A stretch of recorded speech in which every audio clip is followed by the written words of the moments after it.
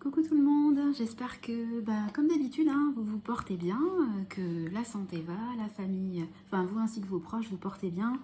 La santé, c'est quand même l'essentiel. Alors aujourd'hui, je vous donne un petit rendez-vous pour faire un point. On approche de la fin de l'année et je me suis dit que j'allais faire avec vous un espèce de petit bilan sur l'année qui s'était écoulée et puis sur ce que je voudrais mettre en place en 2022. Je vais essayer de diviser la vidéo en deux parties. Une partie sur le bilan, un petit peu tout ce qui est finances, budget, etc. Et puis une partie où je vous parlerai plus de mes objectifs personnels, parce que c'est vrai que je parle beaucoup du budget, mais je ne me suis pas forcément beaucoup dévoilée à vous au niveau perso. Donc je vais vous parler un petit peu de moi aujourd'hui. Alors, j'ai repris mon vieux cahier comme d'habitude que je recycle. Je vais prendre noir pour 2021 et bleu pour 2022. Alors, déjà au niveau de 2021. Je vais vous faire un petit point sur ce que je trouve pas mal, enfin sur nos accomplissements en fait pour l'année au niveau de tout ce qui est finances, patrimoine, etc. Donc en début d'année, on a acheté, content, donc l'appart numéro 7. Donc j'écris mal décidément. Donc trop content, on l'a fait je crois fin janvier, donc super content parce que encore une fois ça fait partie de nos objectifs vraiment principaux et on est trop content d'avancer et de progresser dans l'aventure de l'investissement immobilier. Donc pourvu que ça dure, on croise les doigts, en tout cas on va tout faire pour. Toujours au niveau patrimonial, on va dire, on a ouvert, je vous en avais parlé dans une vidéo récente, un PER pour chacun de nos enfants. Donc pareil, nos priorités, c'est évidemment l'immobilier, mais c'est quand même avant tout d'assurer l'avenir de nos enfants et l'avenir, il passe aussi par le côté finance, parce que moi je ne sais pas comment ça va se passer pour eux dans 20 ans, comment sera la société, comment sera le marché de l'emploi. Donc je me dis que de leur faire une sécurité et de pouvoir les aider à bien démarrer dans la vie, c'est un peu notre rêve, quoi. Je pense que c'est le rêve de tout parent de pouvoir aider ses enfants. Donc on est trop contents d'avoir ouvert ça. Voilà, on leur verse tous les mois, depuis novembre, 50 € par mois. Voilà, au niveau toujours de la gestion, ça mérite quand même d'être souligné, petit plaisir personnel, pas de découvert. Donc on a géré nos comptes, évidemment on aurait toujours pu avoir plus d'épargne, dépenser moins sur tel et tel sujet, mais enfin l'essentiel c'est quand même d'avancer et puis de savoir aussi se faire plaisir, parce qu'il ne faut pas non plus exagérer. Moi je rappelle que je suis quand même à la base quelqu'un qui dépense énormément. J'essaie de mettre en place de plus en plus une gestion entre guillemets bien cadrée pour tout ce qui est autres dépenses, parce que moi quand je travaillais j'étais tous les midis au resto, enfin j'adorais les restos, enfin voilà, moi c'était mon truc, c'était mon plaisir. Donc là j'essaie vraiment je prends sur moi, donc pas de découvert, ça mérite quand même d'être souligné, pardon. Au niveau de nos épargnes, on a mis en place des épargnes automatiques. Donc je vous en parlais dans une dernière vidéo. Tous les mois, on met une certaine somme pour rembourser tous nos emprunts immobiliers fin 2029. Tous les mois, on met une certaine somme pour pouvoir payer dans quelques années une nouvelle voiture, etc. Donc ça roule, c'est mis en place automatiquement. On ne se prend plus la tête. C'est vraiment définitivement intégré dans notre budget, dans notre gestion. Donc fière quand même, on peut le dire. Oui, voilà, la fille qui se lance des fleurs, mais je suis quand même contente, quoi, ça fait plaisir. Au niveau encore financier, on a fait des travaux dans 2 appartements. Il y en a un, on a refait entre guillemets la cabine de douche et puis le meuble sous le lavabo. Et puis dans un deuxième appartement, oh punaise, pardon, c'est mon horloge. Je crois qu'il va falloir que je l'enlève parce qu'à chaque fois que je fais une vidéo, on tombe toujours sur 1 heure et ça sonne. Oui, je vous disais qu'on a fait des travaux dans 2 apparts, donc un salle de bain et l'autre salle de bain aussi, mais là vraiment rénovation de A à Z, et on les a payés cash ces travaux-là. Donc c'est vrai que cette année, on n'a pas une énorme épargne. L'épargne, elle n'a pas grossi de manière exponentielle, mais bon, on est super content d'avoir pu payer quand même ces travaux-là, parce que voilà, sur un des appartements, ça a entretenu entre guillemets l'appartement, et puis sur l'autre, vraiment la salle de bain elle est vraiment super chouette, donc je pense que ça donne vraiment une plus-value à l'appartement. Et puis bon, je vous disais que notre épargne, elle n'a pas augmenté de manière fulgurante, mais malgré tout, elle a quand même augmenté, donc c'est le principal. Voilà, donc ça c'était mon petit point finance budget 2021. Et puis au niveau perso, petit bilan. Donc au niveau de la famille, petit cœur. Pas une année top, hein, ça s'est super bien passé. Les enfants grandissent bien, ils ont la santé, le couple se porte super bien.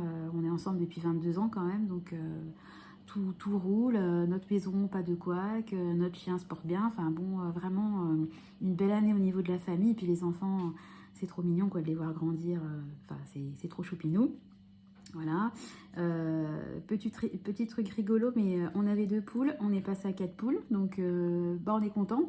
Bon là, en ce moment, clairement, les œufs, c'est mort, hein, on n'en a pas, mais on espère bien quand les beaux jours réapparaîtront, avoir nos 4 œufs par jour, ce qui nous permettra, parce que nous on adore manger des œufs le matin, et puis je fais beaucoup de gâteaux, de quiches, donc c'est vrai que mine de rien, avoir 4 œufs par jour, c'est plutôt sympa.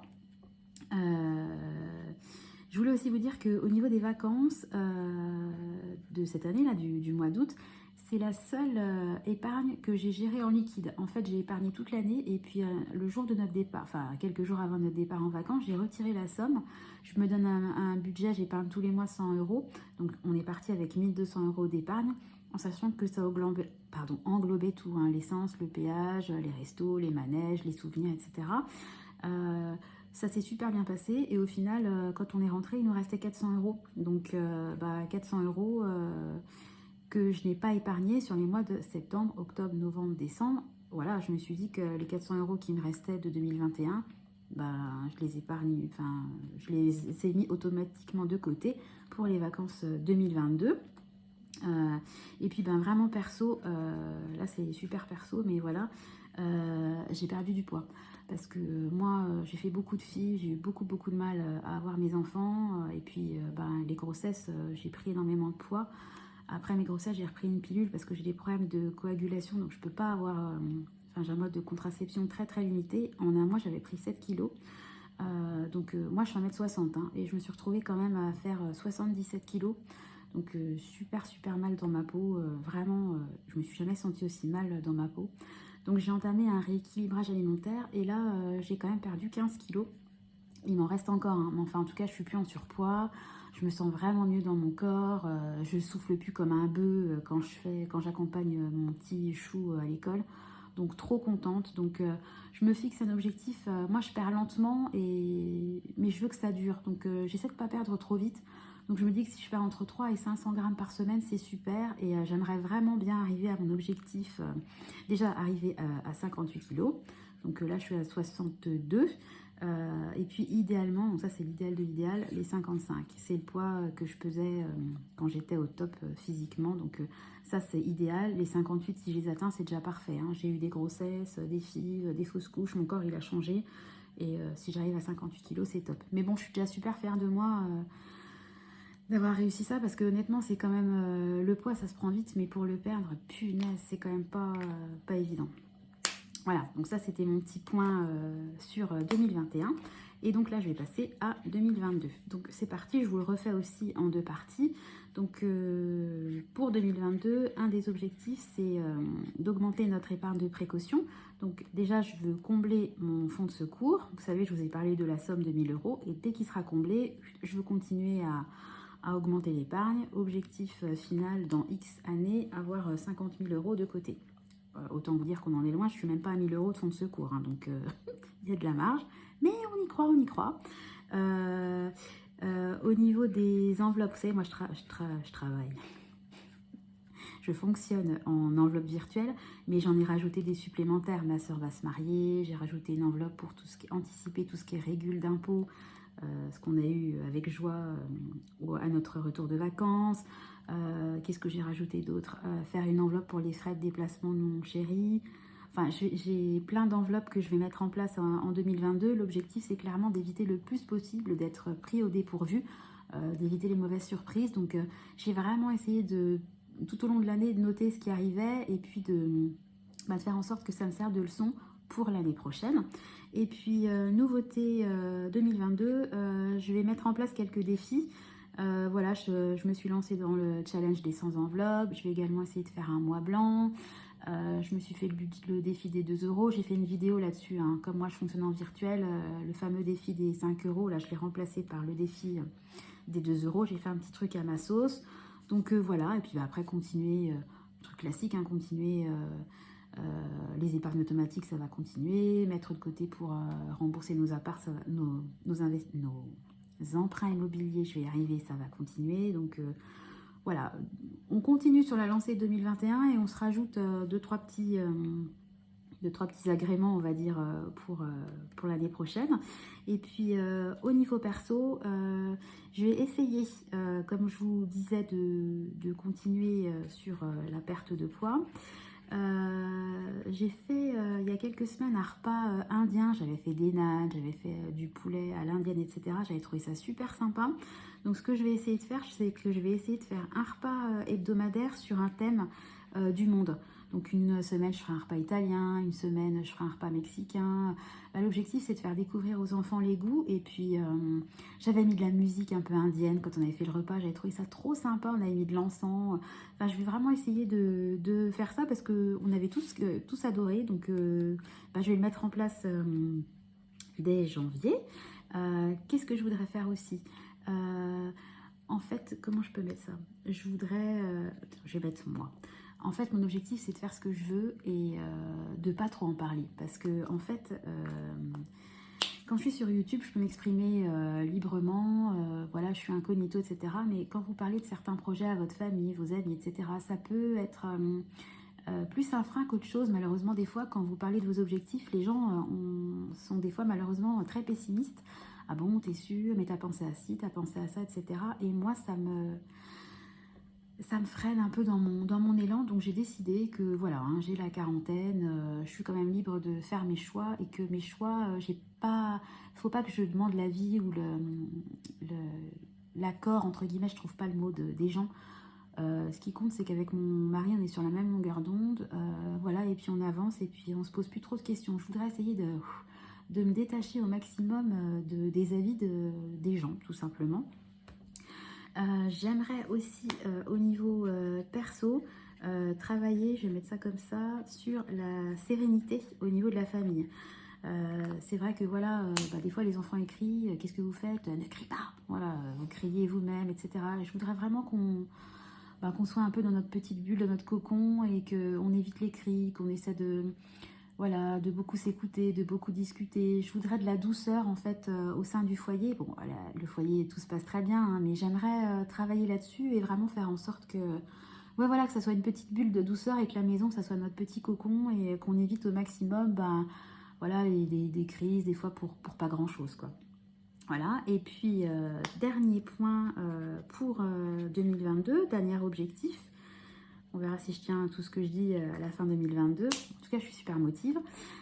C'est YouTube, tout simplement. J'ai commencé ma chaîne, je l'ai lancée en 2013, mais en fait, j'ai commencé à mettre des vidéos, je crois, en novembre. Plus j'en fais, plus j'adore. Je prends vraiment du plaisir à partager avec vous mes budgets, parler de ça, parce que déjà, moi, j'adore ça. Et puis, je trouve que c'est bien de partager et puis d'avoir les avis des uns des autres là-dessus. Quand c'est pas la famille ou les amis, parce que là, c'est différent. Donc je voudrais continuer en fait à faire des vidéos régulièrement, à développer ma chaîne, à avoir si possible plus d'abonnés, etc. Parce que voilà, je trouve que c'est un côté quand même valorisant aussi, il faut dire ce qu'il y a, hein, de se dire que voilà, il y a des gens qui regardent nos vidéos, oui, c'est vrai que ça fait super plaisir.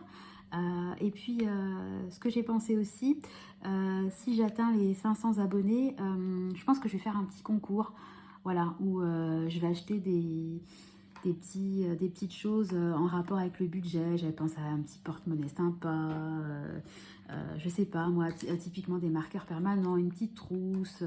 Enfin voilà, j'ai pas mal de petites idées comme ça qui me viennent en tête. Et moi perso, j'ai gagné un concours il n'y a pas longtemps. D'ailleurs, petit coucou à Lady Budget 67 et encore merci, trop contente. Premier concours de ma vie que j'ai gagné, comme quoi ça marche.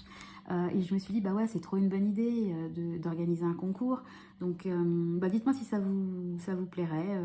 De toute façon, je pense que vraiment, je le mettrai en place. D'ailleurs, ça fait partie de mes... Je ne l'ai pas noté, mais... Enfin, si, ça fait partie de mes enveloppes supplémentaires. J'en ai fait une pour YouTube, où tout ce qui est achat papeterie, si je dois acheter un nouveau trépied, investir dans 2-3 petites choses... Bon, ça va rester raisonnable, hein. Moi, je ne vais pas partir dans des délires. Mais je me suis fait une petite enveloppe là-dessus. Voilà, donc comme d'habitude, hein, blablabli, blablablu, on est déjà à 15 minutes de vidéo. Je vais vous laisser. Je voulais faire un petit point parce que je trouve que même pour moi, c'est bien de faire un point sur l'année qui s'est écoulée. Et puis de se projeter aussi sur 2022 qui approche à grands pas. Mais dites-moi de votre côté si vous avez fait un bilan, si vous avez des objectifs, que ce soit perso, pro, financier pour 2022. Je serais ravie de lire vos commentaires. Ben, en attendant, comme d'habitude, j'espère que la vidéo vous aura plu. Je vous fais à tous des gros bisous. Et puis bah, je vous dis, comme d'habitude, à très bientôt. Bye bye!